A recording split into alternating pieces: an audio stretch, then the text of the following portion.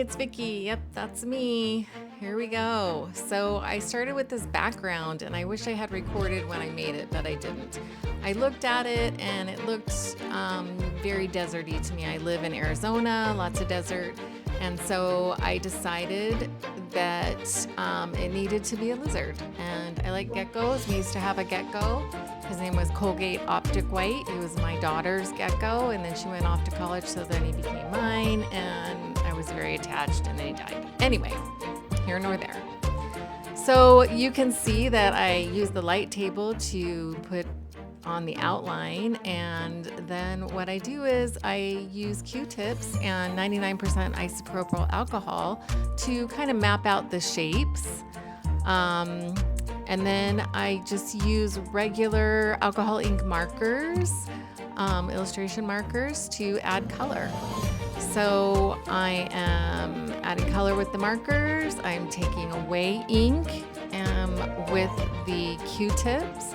And then I move ink around with a paintbrush. So a paintbrush and isopropyl alcohol on the paintbrush to move ink around. The really cool thing about alcohol ink that I find is that you can get some beautiful textures with it. It's harder to get it smooth, but you can get so many great textures, and that is one of the reasons why I think this little gecko turned out so great, because of all the textures that I could get and make it more lizard-like with using the alcohol. So I'm just going over it again and again, adding darks, taking away ink and putting in highlights, and continuing to let this guy emerge from that background. You'll see that I kept checking my markers against my little, I have a piece of paper where I put all the different markers, all the different colors, so I can make sure that when I'm using those markers, I'm getting the right colors the first time. So that's really important to do. I like using the background colors in the animals. I think it gives it more unity.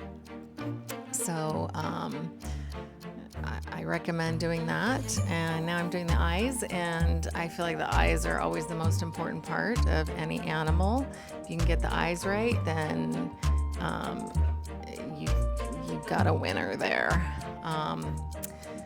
So I spend a lot of time on the details in these paintings. I feel like the details are important. Now, this guy felt like, when I got him done, he kind of felt like he was floating on the background, and I really wanted him to be a little more grounded.